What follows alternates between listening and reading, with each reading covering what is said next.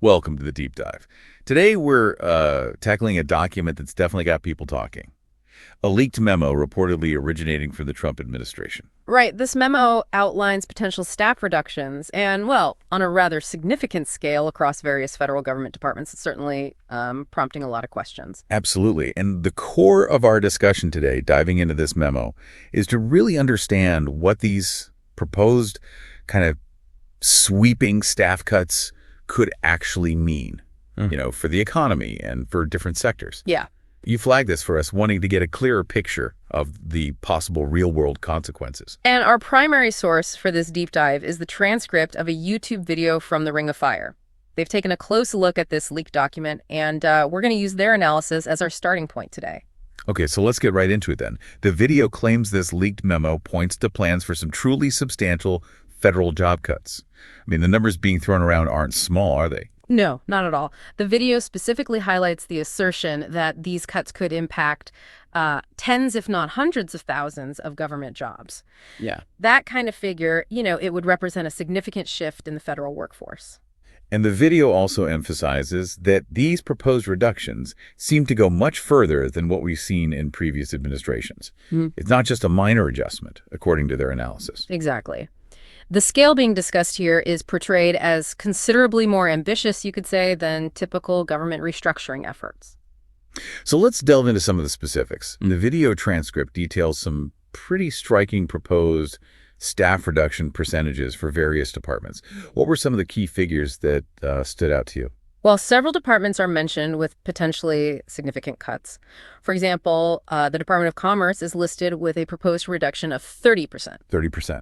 Yeah, and a 30% cut in commerce could have broad implications, potentially affecting things like, data collection on the economy, trade negotiations, which are fairly crucial for shaping economic policy. 30% of commerce, that's a big number with potentially widespread effects.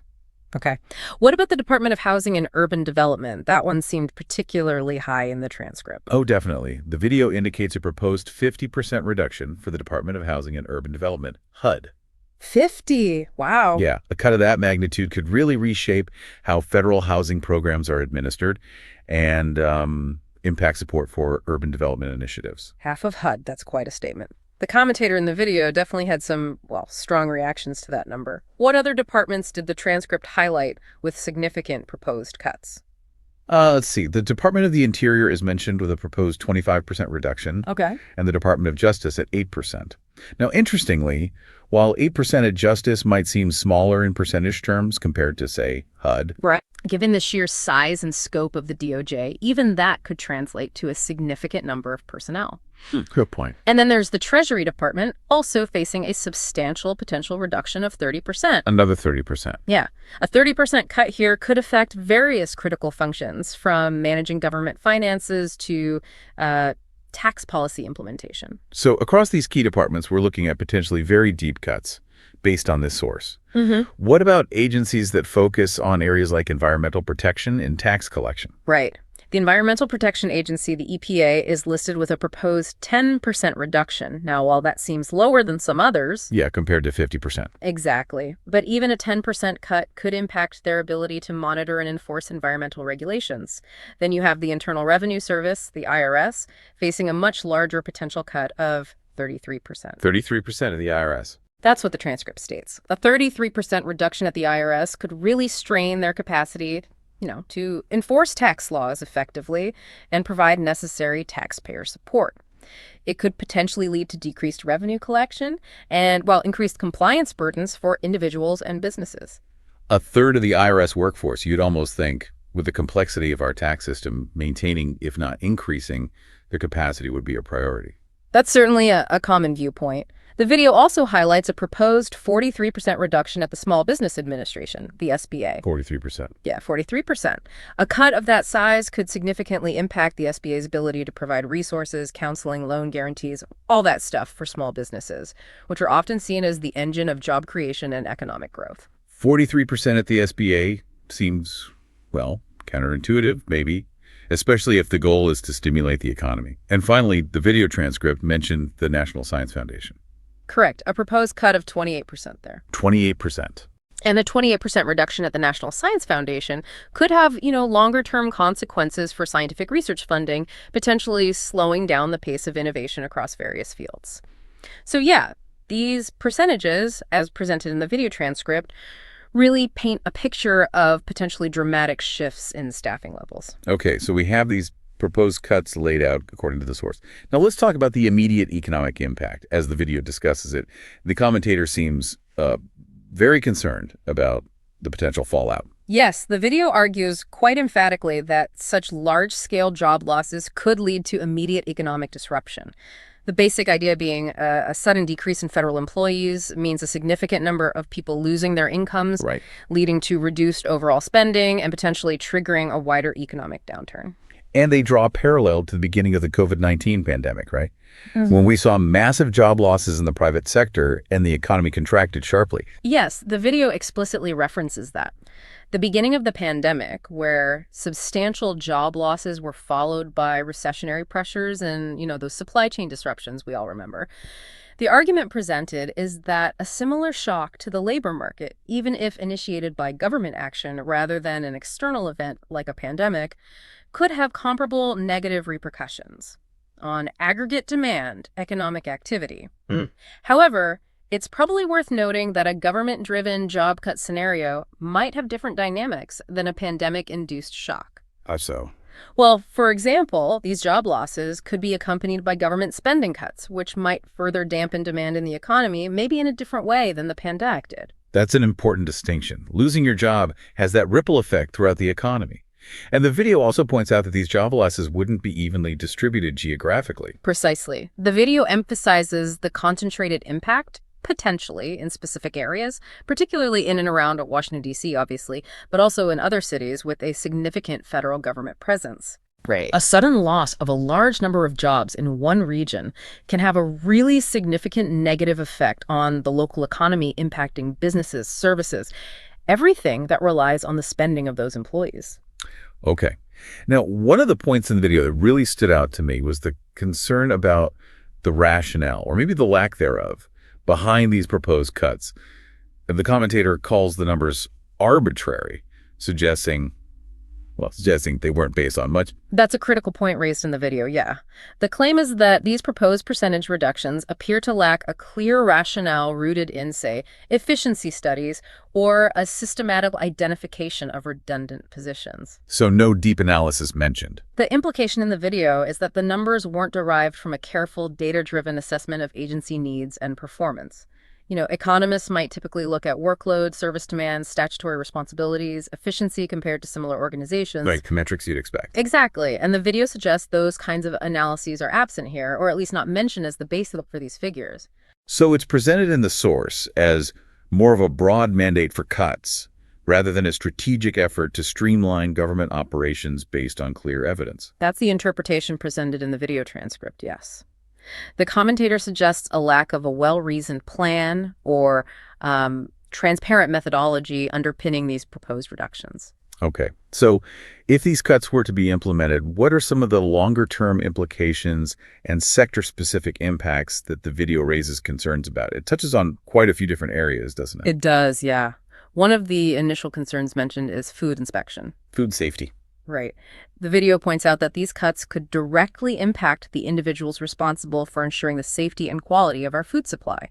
Significant reductions there could potentially lead to less frequent inspections, maybe a higher risk of foodborne illnesses. That's a pretty fundamental role of government, directly affecting public health, if those positions are significantly reduced. Yeah, it raises serious questions about oversight and safety standards. What other long-term impacts did they highlight? The video also discusses the potential impact on research, particularly scientific research leading to medical and technological advancements. Like the NSF cuts we mentioned. Exactly. The argument is that cuts at agencies like the National Science Foundation could lead to less funding for crucial basic research, potentially slowing down the pace of discovery and innovation in the long run. Absolutely. Basic research often has those long-term payoffs for society health, well-being, economic competitiveness. Any significant slowdown there could have considerable consequences down the line. The transcript further discusses potential impacts on public health and safety more broadly, suggesting cuts could affect the agencies and personnel responsible for protecting us from various threats, disease outbreaks, environmental hazards. That's a wide-ranging concern, potentially affecting everything from, disease surveillance at the CDC to emergency preparedness response capabilities? Precisely. The video also specifically highlights the potential impact on the functioning of key social safety net programs like Medicare and Medicaid. Okay, how so? Well, they rely on government employees to process claims, manage operations, ensure beneficiaries get the services they need. Significant staff reductions could lead to delays, disruptions in these vital programs that millions of Americans depend on. Programs that provide a critical safety net for a large portion of the population. It's not just about the government jobs themselves, but the essential services those jobs provide. Exactly. The environment is another significant area of concern raised in the video. The suggestion is that cuts at the EPA could weaken the agency's ability to monitor and regulate pollutants, enforce environmental laws, protect natural resources. Right. This could have long-term consequences for air and water quality, biodiversity. Again, these are long-term impacts that could have substantial costs for society down the road, potentially outweighing any short-term savings from reduced payroll. Yeah. We touched on the Small Business Administration earlier. Yeah, the 43% cut. But the video really emphasizes the potential negative impact of that large proposed cut, right? Yes. That 43% proposed reduction at the SBA is framed as potentially very damaging to small business support and development. Fewer staff could mean reduced access to counseling, training, crucial loan programs that help small businesses start, grow, and create jobs. And the National Science Foundation cut of nearly 30% really reinforces those concerns about the potential long-term effects on scientific research and our nation's capacity for innovation. Yeah. It sounds like the video paints a rather concerning picture of the potential cascading effects across numerous vital sectors if these proposed cuts were implemented. That is certainly the perspective conveyed in the video transcript. The commentator expresses significant worries about the widespread impact of these potential reductions on, various essential government functions and the broader economy. Now, one detail from the video that I found particularly interesting, maybe a bit unsettling, is the point about the fluidity of these proposed cuts. It wasn't presented as a finalized, unchangeable plan in the source. That's a really important nuance to consider, yes. The video transcript mentions that the administration reportedly acknowledged that these numbers are, quote, fluid, and they could go up. Could go up. That's the quote mentioned.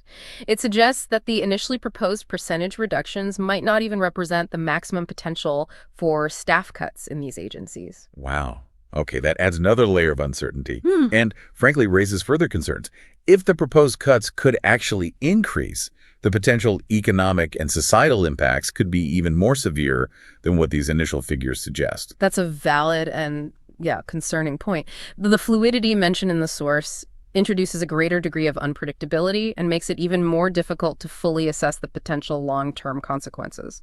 So, to recap then, based on the information presented in this YouTube transcript we've been discussing, this leaked memo reportedly outlines the potential for very large federal job cuts across a wide range of departments. The video argues these cuts could lead to immediate economic problems, drawing those parallels to the start of the pandemic, and would likely have a disproportionate impact on regions with significant federal employment. Right.